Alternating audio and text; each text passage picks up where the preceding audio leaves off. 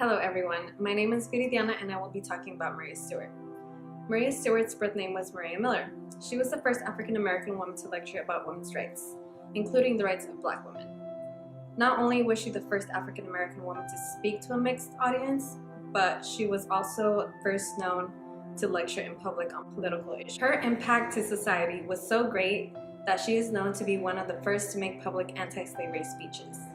Maria Stewart was born free in 1803 in Hartford, Connecticut. At age 5, she lost both parents. After losing her parents, she was forced to be a servant in the household of a white clergyman, whom she lived with for 10 years. During that time, she didn't receive any formal education, but learned as much as possible by reading books from the family library. After leaving the family at the age of 15, she supported herself by being a domestic servant.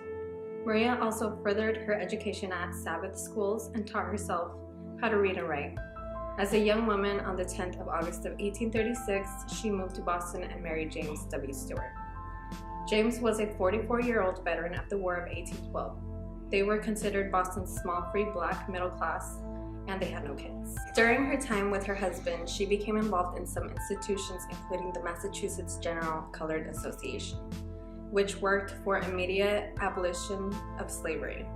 On December of 1829, her husband James passed. There was an unfortunate event that happened. The white executors of her husband's will took her inheritance through legal actions, which left her penniless. In 1830, partly due to grief over her husband's death, Stewart underwent a religious conversion. She started dedicating herself to God's services. She resolved to become a strong advocate for the cause of God and for the cause of freedom.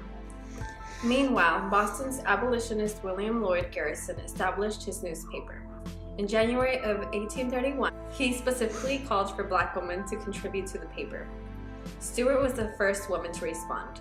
By the summer of 1831, he published her first essay called Religion and the Pure Principles of Morality. Stewart launched her public speaking career at a time when women were banned from speaking in public, especially an audience that included men. In her first address in April of 1832, Stewart spoke before a women's-only audience. This took place at the Female African American Intelligence Society, which was an institution founded by the free Black community of Boston. She would use the Bible to defend her rights to speak and lecture on religion, justice, and equality. She also urged them to stand up for their rights, rather than silently suffer in humiliation. Her second lecture was on September 21, 1832. Stewart spoke at Franklin Hall, which was the site of New England anti-slavery meetings. The audience included men. In that speech, she spoke on civil rights for Northern Blacks and questioned immigration to Africa.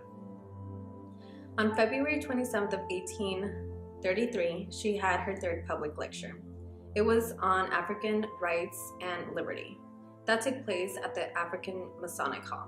On September 21, 1833, before moving to New York, she gave her fourth and final Boston lecture, which was a farewell address. In that speech, she addressed the negative reaction that her public speaking had provoked. In 1835, Garrison published a pamphlet with all four of her speeches, additional essays, and poems titling it Production of Mrs. Maria W. Stewart. While the pamphlet created a much wilder audience for Stewart's work and inspired other white and Black abolitionist women to become orators. After moving to New York City, Stewart remained an activist, attending the 1837 Women's Anti-Slavery Convention, but never again spoke in public. She supported herself by teaching in public schools in Manhattan. In 1861, she moved to Washington, D.C., where again she established a school for children and families that had escaped from slavery during the Civil War. In 1870, Stewart was appointed to head housekeeping at Freeman's Hospital and Asylum in Washington, D.C. In 1878, at age 75, Stewart began receiving an $8 widow's pension a month based on her husband's service in the U.S. Navy.